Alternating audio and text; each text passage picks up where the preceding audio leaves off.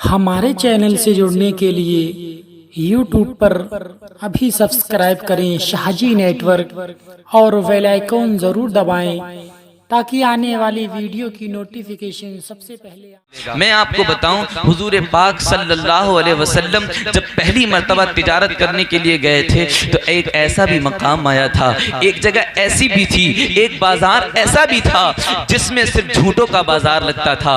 अगर वहाँ झूठ न बोला जाए तो वहाँ बाजार नहीं चलता था, उसकी मजदूरी नहीं होती थी। जहाँ झूठ का बाजार लगता था उस बाजार में हुजूर पाक सल्लल्लाहु अलैहि वसल्लम भी तिजारत करने के लिए गए। हजरत खदीजा का माल लेकर पहुंच गए और जाने के बाद जब वहां पहुंचे और उस बाजार में जब हुजूर ने जब बताया और सच बोलकर तिजारत की तो लोग कहने लगे आप जानते नहीं हैं, आप इस बाजार में नए आए हैं, यहाँ झूठों का बाजार लगता है, यहाँ तिजारत झूठ से की जाती है, यहाँ सच नहीं बोला जाता है। अगर सच बोलते हैं तो वहाँ उसकी मजदूरी नहीं होती है, उसको मुनाफा नहीं होता है। तो अब हमारे आका करीम सल्लल्लाहु अलैहि वसल्लम ने इरशाद फरमाया था, मैं झूठ बोलने नहीं आया हूं, बल्कि जो झूठ बोलते हैं मैं उनको झूठ से बचाने आया।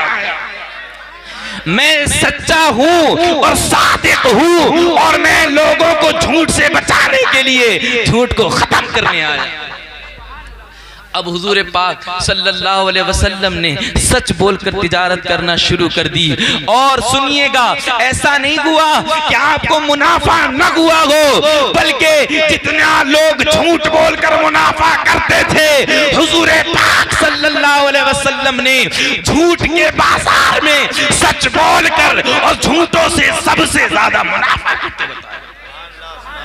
ये सच की ये ताकत, ये सच है। लोग कहते हैं झूठ बोलकर ही तिजारत की जा सकती है, मैं कहता हूं सच बोलो। आज आपने देखा है कि आप कपड़ा खरीदने जाइए, कपड़ा खरीदने जाइए, पहले पूछिएगा आप कितने का है, बताएगा भाई 200 रुपए मीटर है, कुछ कम, फिर कहेगा भाई 180 रुपए की तो खरीद है, फिर आपको 150 ले लो तो 150 में भी दे देगा। भाई जब तेरी 180 रुपए की खरीद है तो भाई 150 में क्यों दे रहा है? अरे नुकसान कर लिया, एक सोचने की बात है, नुकसान कर लिया, इसका पता ही चला नुकसान तो नहीं कर सकता, झूठ बोल रहा है कि नहीं। अब आप बताइए कि झूठ बोल, अगर वो साफ साफ कह देता कि मुझे पढ़ा कितने का ही है, उसे कहना था भाई मैं इतने में दूंगा, मुझे पढ़ने से कोई मतलब नहीं है, मैं 180 का ही दूंगा, इससे कम में नहीं दे सकता, साफ सी बात कह दीजिए। मगर नहीं, झूठ से ही तिजारत होगी। बताना ये चाहता हूं कि झूठ को छोड़िए। और गौसे आजम ने बता दिया, जब माँ ने बचपन में कहा था, हुजूर गौसे आजम ने बचपन में बता दिया, लोगों अपने बच्चों को कभी झूठ बोलना मत सिखा देना, वरना उनके अंदर कितनी परेशानियां आ सकती हैं ये हम अंदाजा नहीं लगा सकते। एक सहाबी आका की बारगाह में आते हैं, अर्ज करते हैं या रसूल अल्लाह, मैं गुनाहों से बचना चाहता हूं, ऐ आका मुझे एक चीज बता दीजिए जिस पर मैं अमल कर लूं। अल्लाह अकबर, हुजूर ने फरमाया झूठ बोलना छोड़ दो, सारे गुनाह से बच जाओगे। झूठ बोलना छोड़ दो, सारे गुनाह से बच जाओगे। कैसे बचेंगे झूठ बोलने से? सारे गुनाह, हाँ, अगर हम मान लीजिए कि कोई गुनाह करने गए, उसके बाद किसी ने हमसे पूछा कहाँ गए थे, कहाँ गए थे, वादा कर चुके हैं झूठ तो नहीं बोलेंगे, अब गुनाह करके आए कैसे बताएं? सच बोलेंगे, और सच बोले तो गुनाह करके हम रुसवा हो जाएंगे, अब झूठ कैसे बोलें? याद रखो लोगों, फिर हम झूठ नहीं बोल सकते, और जब झूठ नहीं बोलेंगे और जब हम रुसवा हो जाएंगे तो उसके बाद हम दिल में इरादा कर लेंगे, ऐ परवरदिगार मैं इस गुनाह से तौबा करता हूँ, आज के बाद ऐसा गुनाह नहीं करूंगा। सुभान अल्लाह, सुभान अल्लाह। और एक बात और समझ लीजिए, जब लोग जो गुनाह हम लोगों के सामने बयान करने से डरते हैं, अल्लाह तो देख रहा है, अल्लाह देख रहा है, लोगों के सामने कर लोगों के से बचते हैं और मैदान महशर में सब गुनाह खुल जाएंगे। वहाँ एक मोहल्ले के लोग नहीं होंगे, एक गांव के लोग नहीं होंगे, सारे लोग पूरी दुनिया के जो आ गए हैं, जो आने वाले हैं, सब मौजूद होंगे। वहाँ सबके सामने हमारा गुनाह खोला जाएगा। भी अंदाजा किया है। आज बंदा हूँ मुअज़्ज़ज़ जो खुले हश्र में आए, उस दिन का याद रखो। आज झूठ बोल लो, आज लोगों के दिल दुखा लो, आज लोगों को परेशान कर लो, उस दिन इंसाफ होगा, उस दिन नहीं चलेगी।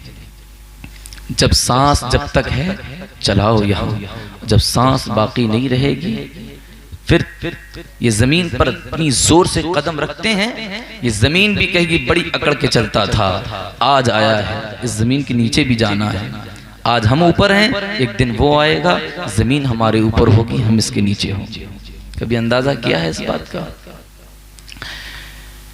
अल्लाह और उसके रसूल सल्लल्लाहु अलैहि वसल्लम, हुजूर ने अल्लाह ने अपने हबीब को भेजा और वलियों को भेजा, ये हमारी हिदायत के लिए,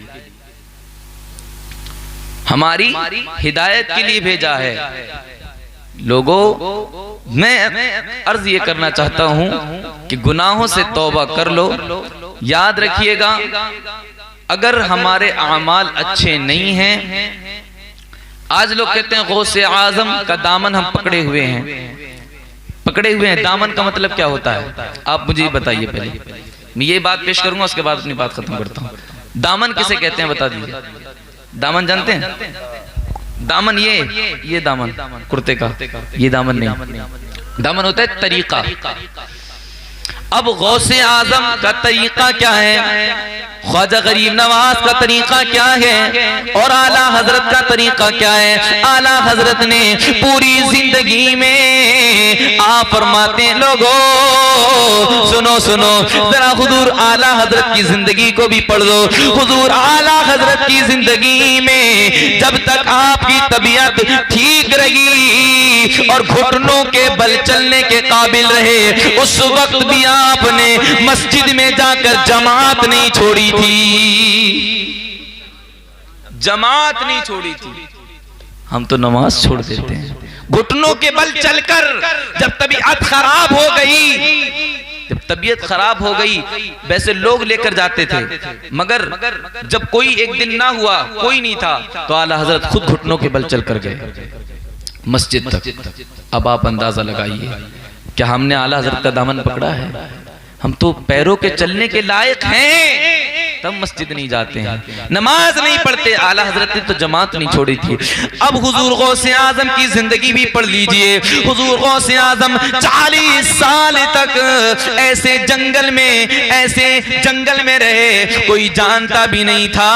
लोगों, हुजूर गौसे आजम ने पेड़ों की छाल खाकर, पत्तों को खाकर अल्लाह की इबादत में मशगूल रहे, और कोई चीज अच्छी नहीं खाई, खाना सही पेट भरकर नहीं खाया, बल्कि इबादत अल्लाह की करते रहे। और 40 साल तक आप ईशा के वुजू से फजर की नमाज अदा करते थे। ईशा के वुजू से, ईशा कब होती है? ईशा की नमाज कब होती है? शाम में होती है ना, और फजर की सुबह में होती है। अब आप अंदाजा लगाइए कि जिसको नींद आ जाए और वो टिककर सो जाए। मान लीजिए अगर वो 10 मिनट भी सोया और टिककर बेखबरी में सो गया, वुजू टूट गया, वुजू टूट गया। अब पता इससे ये चला कि हुजूर गौसे आजम 40 साल तक अगर सो जाते तो वुजू टूट जाता, मगर गौसे आजम 40 साल तक ईशा के वुजू से फजर की नमाज पढ़ते थे।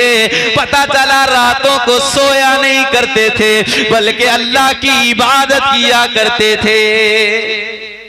आज हम क्या करते हैं? हमारा हाल क्या है? इशा के वुजू से फजर की तो बात रही, हम तो ऐसा भी नहीं करते कि इशा की पढ़ के सो जाएं और फजर की पढ़ लें। और अल्लाह का करम देखें हम पर कितना बड़ा एहसान है अल्लाह तबारक व तआला का कि उसने हमें, अल्लाह रब्बुल इज्जत का करम देखें। अगर कोई बंदा रात को ईशा की नमाज पढ़कर सो जाए और सुबह फजर की नमाज पढ़ ले तो अल्लाह रब्बुल इज्जत फरिश्तों से इरशाद फरमाता है, ऐ फरिश्तों इसके आमाल में लिख दो ये सारी रात अल्लाह की इबादत में मशगूल रहा। सुभान अल्लाह, क्या करम है हम पर अल्लाह तबारक व तआला का कि रात भर हम सोएं और फजर की पढ़ लें, रात को इशा पढ़ के सोएं। मगर आज होता क्या है, आज हमारा नौजवान तो फोन चलाकर सोता है, पता नहीं क्या क्या यूट्यूब पर देखकर सोता है। आज लोग जलसे में बैठे हैं, हो सकता है जितने लोग यहाँ बैठे होंगे उन्होंने यूट्यूब नहीं चलाया होगा, उन्होंने और बुरी चीजें नहीं देखी होंगी। आज अल्लाह के रसूल की प्यारी प्यारी बातें सुनी होंगी। तो कितनी अच्छी बात है कि एक रात कम से कम वो गलत चीजें देखने से तो बच गए। और माशा। और एक बात याद रखिएगा मेरे दोस्तों, जब रात को हम इशा की नमाज पढ़ के सोएं और फजर की पढ़ लें तो सारी रात इबादत में लिखी जाती है। और अगर रात को हम उल्टी सीधी चीजें देखकर, फिल्में देखकर सोएंगे तो बताइए हमारे नामाए आमाल में क्या लिखा जाएगा। ये भी रजिस्टर खुलना है। अगर सुबह से कोई शाम तक का आपसे हिसाब दे सकोगे? नहीं दे सकते। मगर जब पूरी जिंदगी का हिसाब तुमसे लिया जाएगा वहां तो कैसे हिसाब दोगे? इसका भी ख्याल रखा करो कि एक दिन हिसाब देना है। मैं जो बात आपके सामने अर्ज करने खड़ा हुआ था वो बात मैं अब तक नहीं कर पाया, पता नहीं। अब मैं वो बात करता हूँ और छोटी सी बात है उसको मुलाहिजा कीजिए, जिसके बाद बात खत्म करता हूँ।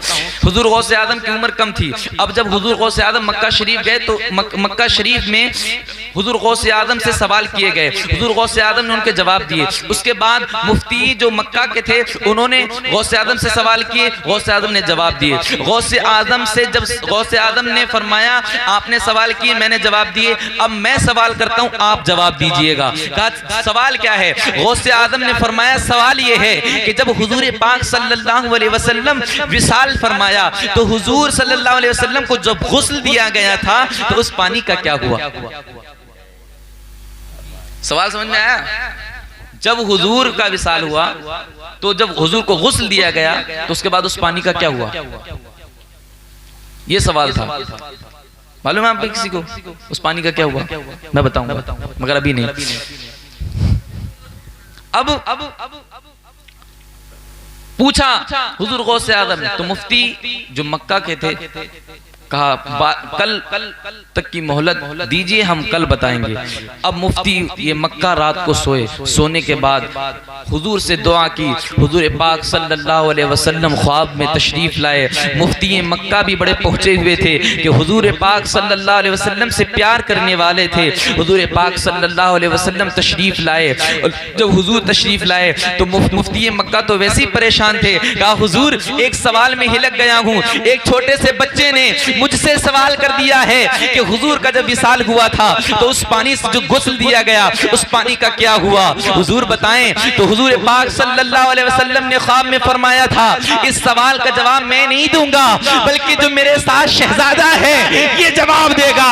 अल्लाह अकबर। उस शहजादे ने जवाब दिया और जवाब देने के बाद अब सुबह मुफ्ती मक्का उठते हैं। उठने के बाद हुजूर गौसे आजम भी तशरीफ लाते हैं। अब मुलाकात होती है मगर गौसे आजम जवाब नहीं पूछते हैं, जवाब नहीं पूछते हैं।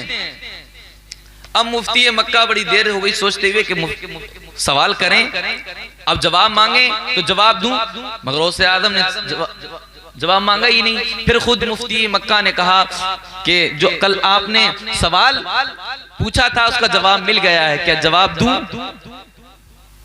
तो हुजूर गौसे आजम ने इरशाद फरमाया, आप हुजूर गौसे आजम की शान देखें। हुजूर गौसे आजम फरमाते हैं क्या रात में आपके ख्वाब में हुजूर आए थे? हुजूर आए थे। कहाँ आपको किसने बताया? का बताओ उनके साथ हुजूर के साथ कोई शहजादा था और उस सवाल का जवाब क्या हुजूर ने आपको बताया?